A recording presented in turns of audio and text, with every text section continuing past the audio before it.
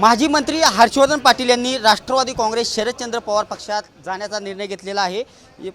इंदापूरमधील त्यांच्या कार्यालय येथे मोठ्या प्रमाणात कार्यकर्ते आनंदित आहेत। आपल्यासोबत काही कार्यकर्ते आहेत, आपण त्यांच्याशी बातचीत करण्याचा प्रयत्न करणार। काय सांगाल, आज भाऊंनी गेल्या 2 महिन्यापासून जी चर्चा होती ती आज पूर्णविराम मिळाला? रामकृष्ण हरी अशी सर्वसामान्य जनतेची इच्छा होती की 2 महिने झालं सर्वसामान्य कष्टकरी असेल, शेतकरी असेल, युवा वर्ग असेल, या जनतेमध्ये सूर होता की पुरोगामी विचाराचे नेते सन्माननीय शरदचंद्रजी पवार साहेब यांच्यासोबत आदरणीय साहेबांनी जावावं व पवार साहेबांच्या नेतृत्वाखाली या महाराष्ट्रासाठी, या इंदापूरसाठी काम करावं अशी सर्वसामान्य जनतेची इच्छा होती।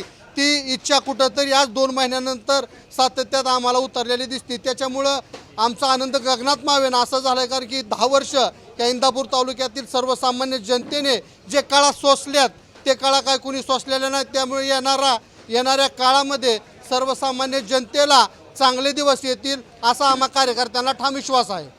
एकंदरीतच पण जे सध्या निष्ठावान राष्ट्रवादीमध्ये आहेत त्यांनी देखील विधानसभा लढवण्याची तयारी केलेली आहे। कसं पाहता एकंदरीत ही निवडणूक कशा पद्धतीची? नाही, त्यांनी पण तयारी केलेलीच होती, पण परंतु मध्ये ज्यावेळेस पवारसाहेबांकडे हे सर्व कार्यकर्ते गेले होते त्यावेळेस पवारसाहेबांनी सांगितलं होतं की जी इंदापूर तालुक्यात एकत्रित जुळून प्रचार होईल का? हो, 100% होईल, कारण पवारसाहेबांचं नेतृत्व आहे। पवारसाहेबांनी आदेश दिलेला सर्व कार्यकर्ते पाळतील असं आमच्या सर्वांची आम्हाला वाटतं की ते पाळतील म्हणून। भाऊंनी मग अशी म्हटलं की कार्यकर्त्यांनी 10 वर्षापासून आमच्यावर जो अन्याय होत होता त्यामुळे कार्यकर्त्याचा आग्रस्त निर्णय, काय नक्की अन्याय होत होता?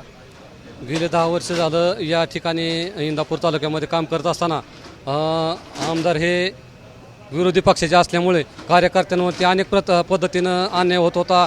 मग तो अनेक ऑफिसमध्ये जात असताना, कार्यकर्त्यांची कामं करत असताना त्या ठिकाणी अन्याय होत होता।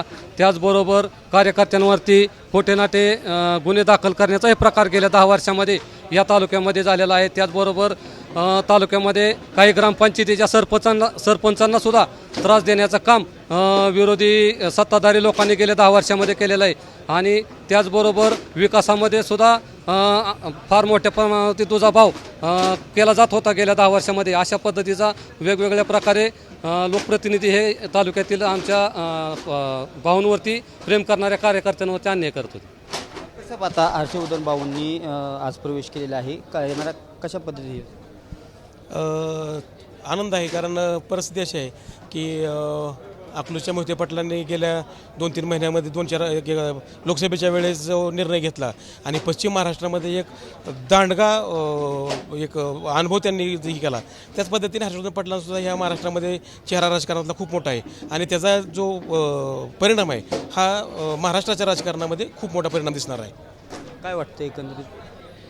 आत्ता ज्या पद्धतीने आपण प्रवेशाची प्रक्रिया पूर्ण होत आहे त्या पद्धतीने आत्ता हम तुम्हारे साथ है, हम तुम्हारे साथ है। एकंदरीतच जी कार्यकर्त्यांमध्ये उत्साहाचं वातावरण आहे आणि नक्कीच येणाऱ्या काळात हर्षवर्धन पाटील हे इंदापूरचे आमदार असतील असं कार्यकर्त्यांनी भावना व्यक्त केलेली आहे। कॅमेरा विनोद सह मी दीपक कापरे, TV9 मराठी, इंदापूर।